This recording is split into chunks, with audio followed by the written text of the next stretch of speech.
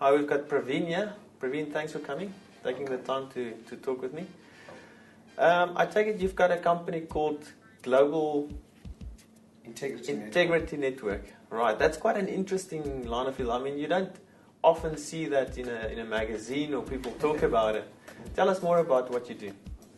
I'm an ethics and integrity specialist, so I focus on setting up ethics units, developing ethics champions, ethics officers. Okay. And of late, the reason why I resigned from the Ethics Institute is because I've seen a big gap in the market to create industry-specific ethics interventions. So that's what I'm busy with now. That gap that you say in the market, is it private or is it government? Both. But of late I've been very focused on the public sector. Okay. So at the moment I'm contracted with a number of government departments. I do a lot of the anti-corruption strategy, ethics management strategy for government departments. Now, I'm very keen on moral rejuvenation in all institutions, even in civil society. Yes. So yeah, besides being a business, I'm a social entrepreneur. I want to make social change. The intention is to connect people with similar moral intelligence. Yes. So people who want to make a difference, who want to have a sustained business, and people, I think generally the public want organizations they can trust. Yes. So if people connect to this sort of network of people with similar moral intelligence, chances are they can benefit their business. It doesn't have to be profit-driven alone. If they're involved in social enterprise, if they're involved in issues around environmental sustainability, I think the public are looking for organizations like that who have a long-term vision as opposed to just making profit from now. The problem is ethics needs to be consciously managed in organizations. Yeah. For too long, we've left it to chance. The reality is that globally, this is a huge movement now. Everybody realizes that the issue of integrity in institutions cannot be left to chance. That's what's happened in most democracies. They left it to chance and it's compromised the integrity of those institutions. So now we have a need to have people actively managing it, not just risk managers or security managers or people leading governance structures in organizations. They can't do it alone. They've got to create a standalone unit, which is what we're doing. In South Africa in particular, people are completely demoralized. I work in the public sector recently, and I'd say 90% of public servants are demoralized because of the endemic corruption. So firstly, you need to set up new trust structures in organizations. Yes. And the only way to do that is to have people who, what I call moral champions or ethics champions in organizations, that can be used as soundboards to help people make the right decisions. So up till now, we've been relying on political structures or management structures. It doesn't work. We know it doesn't work. Yes. So something drastic has changed, and I think we have the solution. The alternative, as I said, my background is forensics. So the alternative would be to investigate, and investigate again. Yes. It doesn't work. Yeah. You're only treating symptoms. We need to get to the root cause. So ethics interventions, in my opinion, addresses those root causes. What would you say is the root cause? Is it the lack of vision, or is it lack of motivation, or is it greed? A number of factors. I think with the capitalist society, you generally get people walking into institutions with a selfish motive.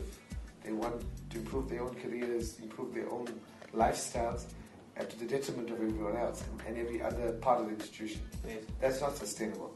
We've proved it. The recent economic downturn proved it as well.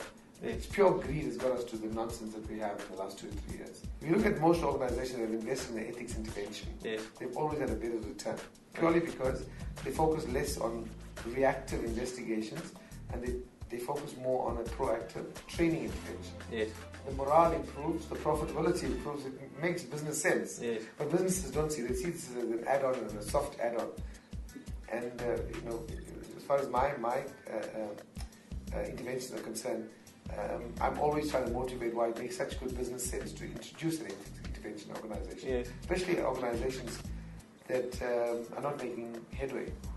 I think I acknowledge that for small and medium-sized businesses, it's very challenging because they're in a survival mode in most instances. Yeah. But one thing we must acknowledge is that the large corporates who have got involved in nonsense, in corruption, in fraud, in unethical practices which have led to this economic recession we're in, it mustn't become the role models of the SMMEs, small businesses. They've got to start a new way of doing things, and that's what we're trying to advocate. We're saying that the corporates, yes, they're well and good and they're successful and they've probably established themselves, but their model is not always credible. We don't necessarily have to follow them all the time. Start something new. That's what I'm hoping to inspire even SMEs to start a new movement. Doing business in a credible way. Yeah. A solid code of conduct, with ethics, good vision, mission, and a solid set of values that will drive you and you don't deviate from it. A vision or a set of values that will realize your vision ultimately. Don't be distracted. That's what's happened to us. Almost all of us have been distracted. Yes. And we rationalize why we've been distracted. We think it's right. There's obviously some forms of funding, different kinds of funding that can help these companies. And I definitely would think if they've got all these things written down, that it might come easier. I think even the institutions that would like to fund, in my opinion, they're often not looking at the long term as well.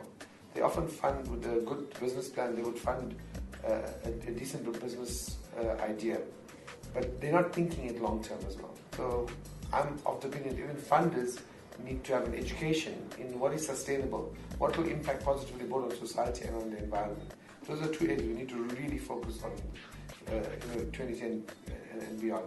Because that's our biggest challenges in the world right now. My opinion is not always about money alone. It's about job fulfillment. Whether you're doing what you're passionate about, whether you're doing what gives you some fulfillment. Yes.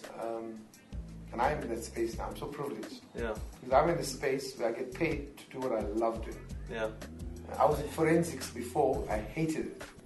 So if people can get to a point where they enjoy what they do like I do, yes, and even not get paid for it, yes, that would be the ideal.